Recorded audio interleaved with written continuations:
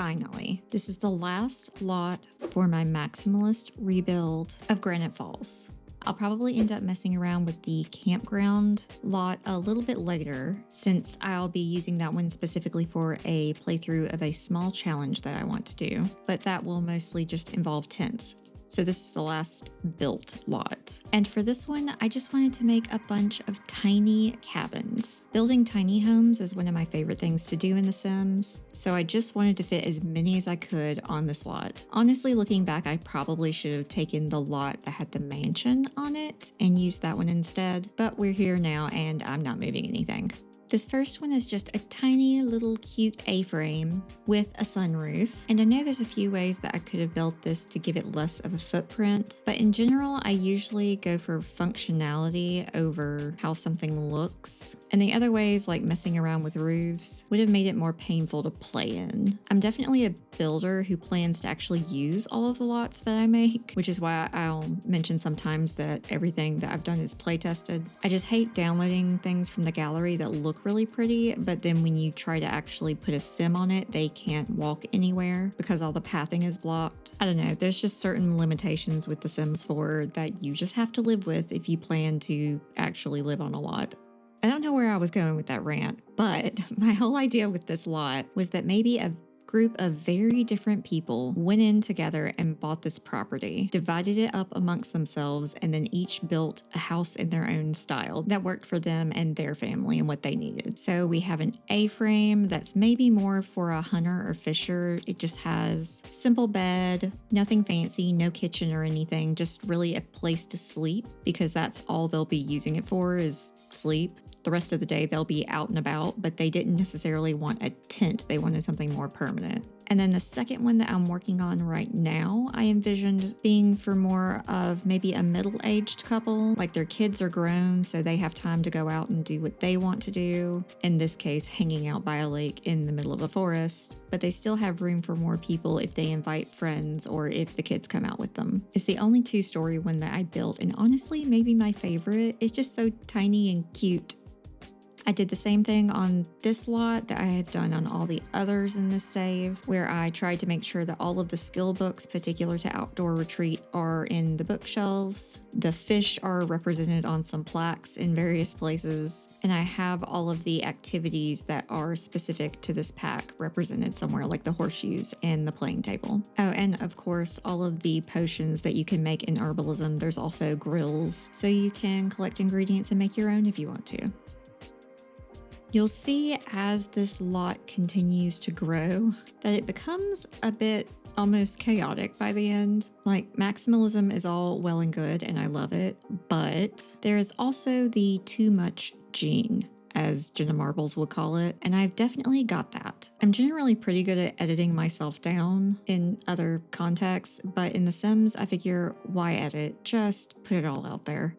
It's been a funny lot to use as I've tested it. You can see Darnell right there in the middle, because anytime I let him loose to his own devices, he will end up in one of any of these homes. So he may use the restroom in the bathroom of one house, but then go wash his hands in a completely different house. So if you happen to have it for rent, it might not be the worst idea to separate these out into apartments. I think you probably have to have a mod to be able to do that, like the all-world residential mod by Zerbu. But I feel like it would be fun to make these apartments, wait for Sims to move in, then watch the absolute chaos that would have to happen afterwards, because you absolutely know there would be a family of 8 people trying to live in that A-frame.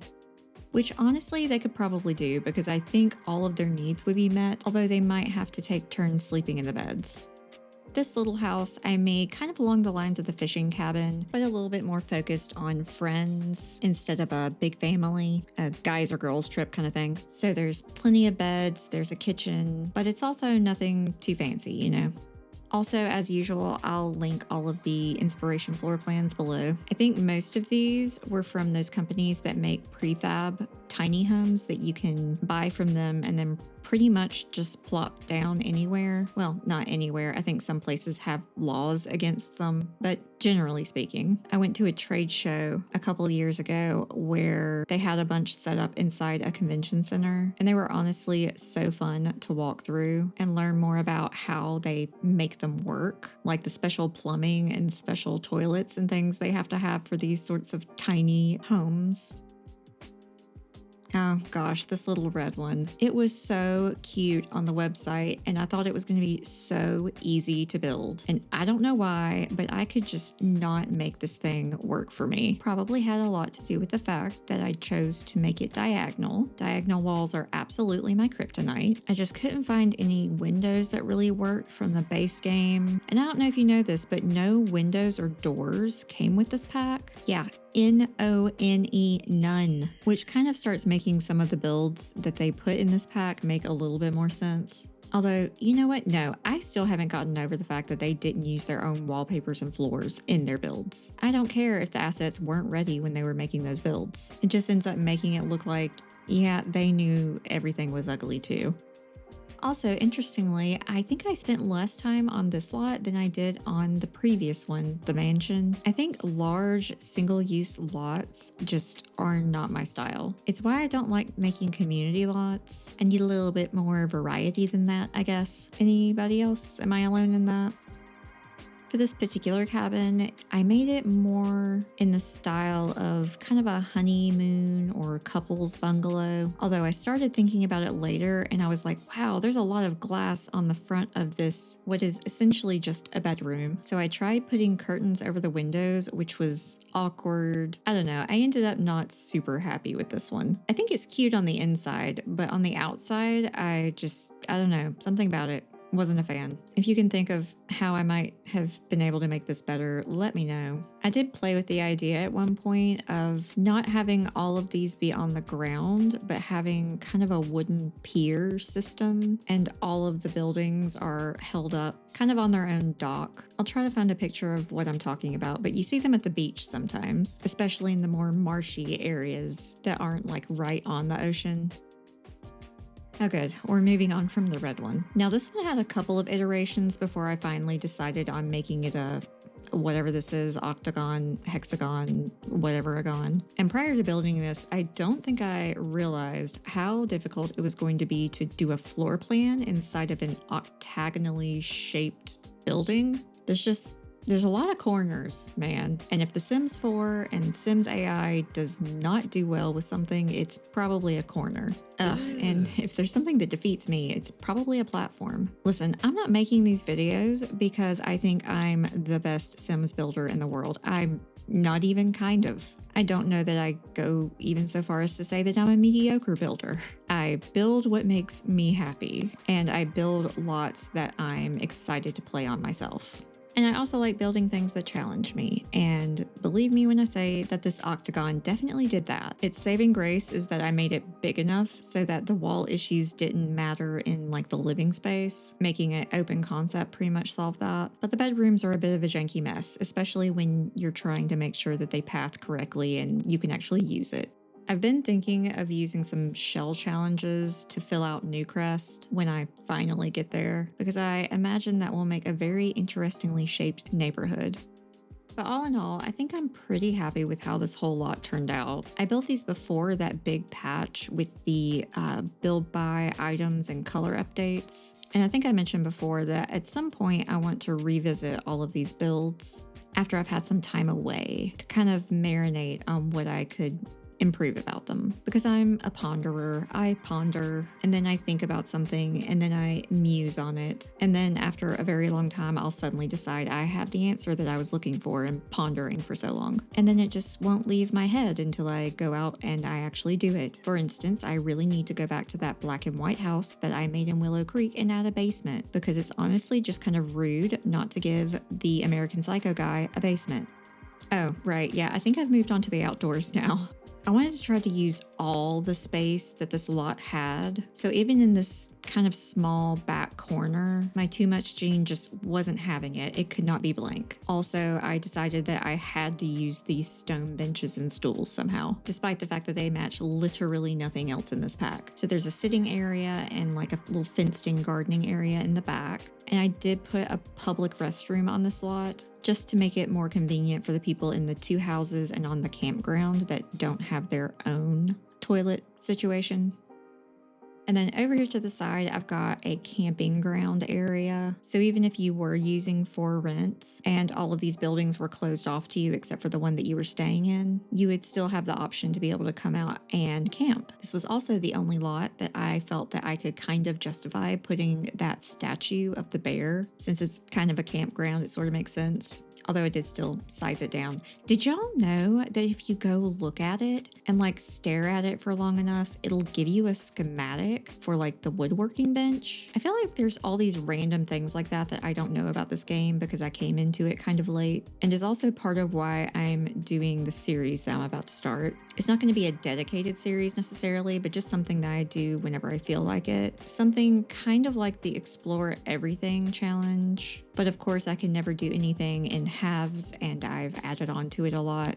But it will basically be a series where I explore literally everything that the outdoor adventure Granite Falls area has to offer. And I do mean everything, even down to cooking specifically the recipes that came with this pack, and even doing all of the new interactions that came with it.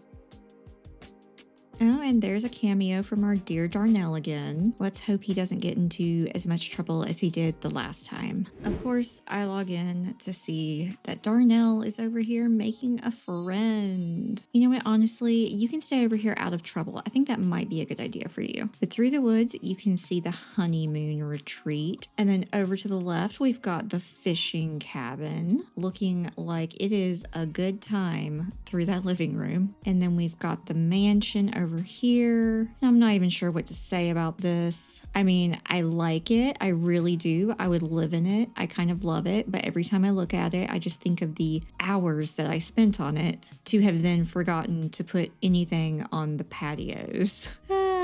Anyway, over to the side of that is the lot that we are on today. And I honestly kind of love the view from the front. You can see the gray house here, the little seaside shack back there, the red couples cabin, the Octagon, and the AFrame all in one frame. Genuinely, what is happening on this lot? Okay, let's start over here with my favorite, the 2-story gray cabin. This is probably the one that stuck to the floor plan the most. So we'll come up to the entrance. Each of the cabins has their own little sign with the name of the cabin. I don't know what the names of them are. Maybe this one's the gray one. I don't know.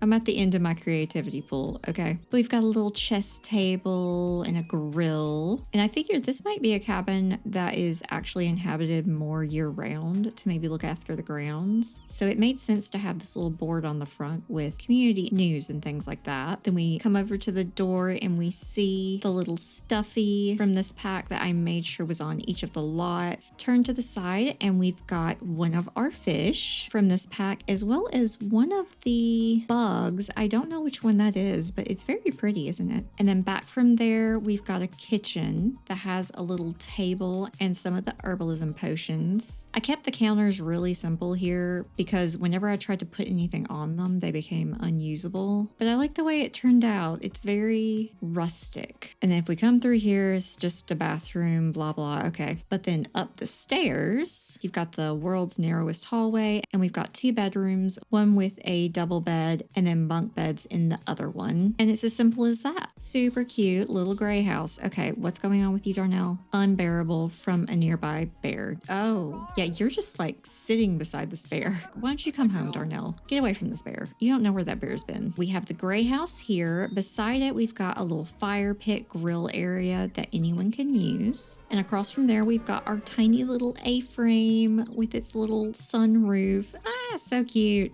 They've got some fishing, hunting supplies with their portable chairs and their little portable beds, because all they need is just something to keep the rain off. Some of their fishing trophies. Ah, so cute. I love it. This is what I ended up doing with the little red shack. First of all, it obviously became a little white shack with red accents, but I gave it these two little stairs, which I think really helped. Also, the curtains. Did you literally just walk up here to get in frame to then walk down again? I promise you, this is a walkable path. In here, we've got a little couples retreat. I did give them the blow-up mattress, so it's not going to be super comfortable in here, but they do have a little fireplace and they can turn on some romantic music. They have their own mini fridge too, and they can close the blinds and the curtains if they need some privacy. Moving on from there, we've got a disgusting toilet. Why are there so many bugs around it? Can we clean it? Is it dirty? No, it's just gross. Oh, well, I didn't realize that was going to be a feature. Oh my god, what is wrong? You're dangerously tired? Darnell, you cannot kill yourself. What do you need? You need food. I need to take care of that for you, don't I? Because you'll start cooking something somewhere and start a fire. Why don't you come over here and make yourself a garden salad? What's your cooking level? It is not even 2. So you're probably going to make a really gross, poor quality salad. It's not going to make you any happier, but at least you're probably not going to die from being dangerously tired. All right, moving on. Over here, we've got the Octagon House, which I decorated with a lot of greens and yellows and browns. We've got a punching bag and a jungle gym out in front, and on the porch there's just a little sitting area with some wine and a playing table. This was the main house that I made to be kid friendly, so we've got a high chair here and a kid's bedroom in the back. There's a sitting area to the side that has one of those little stuffies, along with a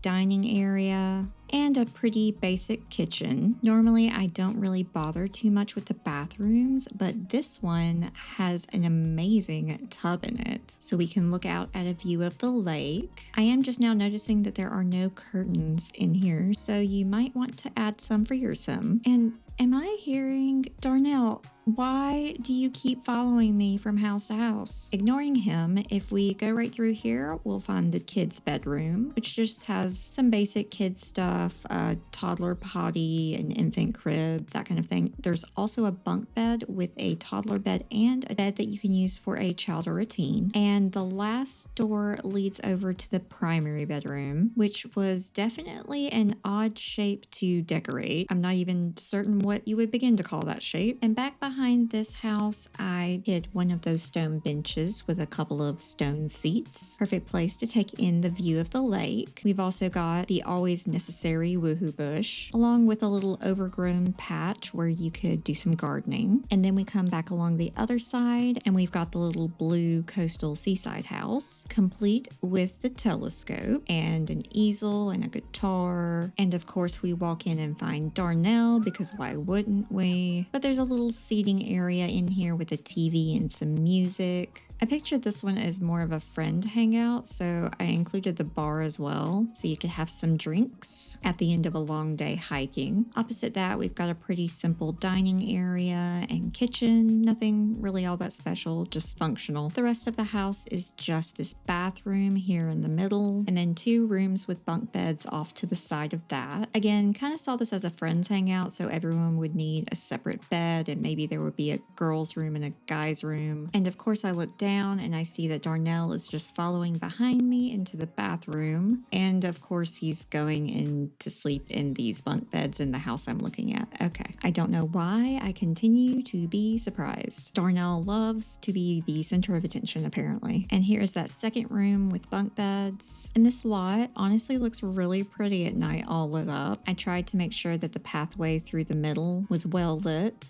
Not that the Sims will use it, but it still looks really nice with all the pretty lights. And over here is where I put the horseshoe game. Perfect lighting to look at the last spot, which is of course the campsite. There's 2 versions of the tent, and I put the best one that was available out here. And there's also a little grill and cooking storage area, as well as a bonfire with the log seats. And of course, this big wooden beaver dude presiding over the whole thing. And that's a wrap for Granite Falls. So next, I'll get started on what inspired me to do this in the first place, my personal version of the Explore Everything challenge. But as always, if there's anything that you would have done differently, let me know. I always enjoy hearing other people's creative ideas when it comes to building. And also let me know if you think there's a particular world that I need to go maximalize next. The next time I pick up this series, I'm probably going to be going back to Willow Creek, but I could easily be persuaded away from that.